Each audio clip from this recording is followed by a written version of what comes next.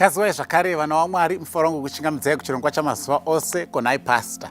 Pachirongwa chino kunewatanga kuti bata nhasi tiri kuedza kubatsirana kupindura mibvunzo yetogononge tiinayo inopinduruka neumboo hunowanikwa mukati mebhaibheri. Saka makasununguka nemiwo kutumira mibvunzo yenyu kunhamba dzinoti 0772918335 kana muri kuona paFacebook you can even post pamacomments ipapo mubvunzo wacho tinogona kutarisa tobatsirana. Regai titarise mubvunzo wabvunzwa neimwe hama yedu pachirongwa mukati mezuva ranhasi. Mubvunzo uri kutiwo, konhai pastor, bhaibheri rinoti kudii pamusoro peEaster? Bhaibheri rinoti kudii pamusoro peEaster? Now, ndira kutanga ndaverenga verse 1 iri muBible, let me say muKing James Version Bible, inomenshena kuti Easter, then tozonyatsopindura mubvunzo iwoyo. Ndoda kudayira kuti munhu abvunza mubvunzo ndo pada akasangana neverse iyoyo muKing James Version. Ini ndiri kuverenga New King James Version, saka muchatona kuti haishandisi kuti Easter, but I'll tell you word racho rinozonzi Easter kana uri kuverenga muKing James Version. Acts chapter 12 verse 4.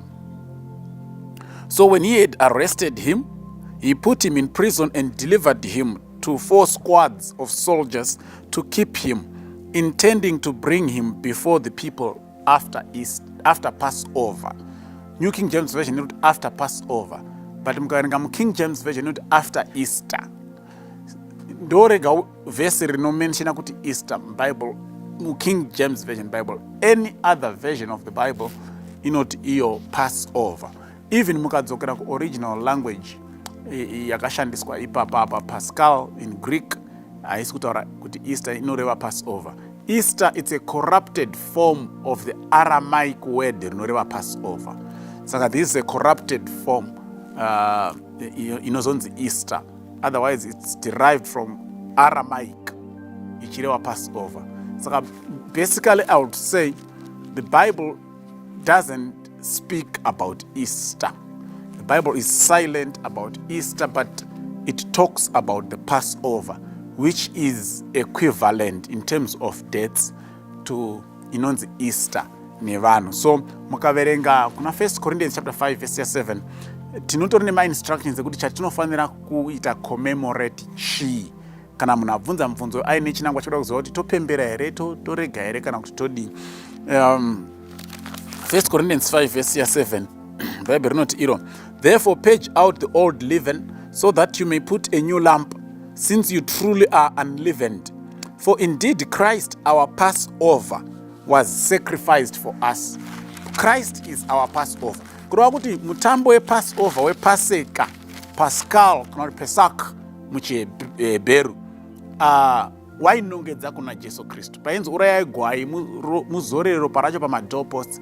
The lamb was representing Jesus Christ. The blood, yaiva a sign for deliverance from Egypt, also pointed to the blood of Jesus Christ. So Christ is our Passover. So when Christ died, there is no need for us to continue commemorating Passover because he is the Passover. So his death fulfilled my types, my symbols, I immediately the Passover feast, iri kunzi Easter King James Version Bible.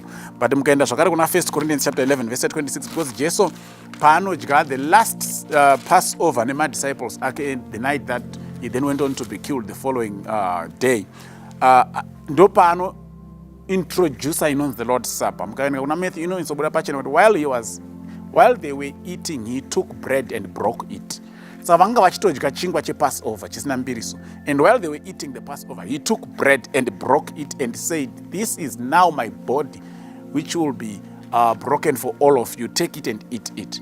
So Jesus Christ himself akatosignifya kuti Passover yapera, taakupinda new era ye the Lord's Supper, the night that he ate the Passover with his disciples. So mukazoya kuna 1 Corinthians chapter 11 now, verse 26. Here is what the Apostle Paul says. He says, for as often as you eat this bread and drink this cup, amune mchidya chingwa che Lord's Supper chiyani nikumwa wine iya epa Lord's Supper, you proclaim the Lord's death until he comes. Saka the only way atinofanira kuparidza kufa nekumuka kwa Jesu Kristu is not by celebrating Easter. It is by partaking of the bread and wine which represents his body and his blood. And izvozvo izvo hazvina kupiwa madetsi kuti munoita rini. Listen to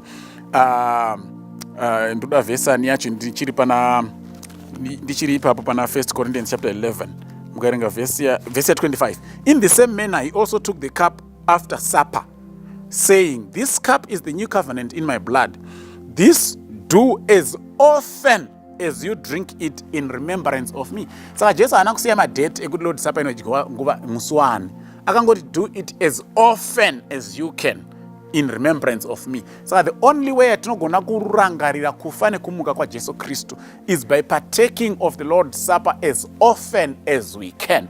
It's not by walking in the streets takabatwa muchindi kuti tiri kurangarira kufa nekumuka kwa Jesu Kristu.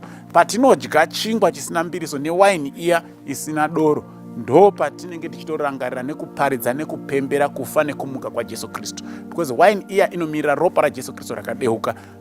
Chingwa chatinodya chiya chinomirira muviri waJesu Kristu usina zvivi. Ndokusaka chifanira kubikwa chisina mbiriso, chisina yeast. It's not just ordinary bread. It's bread that is made but not using any raising agent, because iwo ma-symbols ezvivi mukati meBhayibheri. So that's the only way that we can say the Bible gets us close to remembering the death and resurrection of Jesus Christ. Haisi nyaya yekuzorwa dota kana kufamba mustreet muna April or whatever. It's by partaking of the Lord's Supper, because ndo yakareplace Pascal kana kuti Pesach inokunzi Easter King James Version Bible. Todaira tabatsirikana Mwari atikomborere. Amen.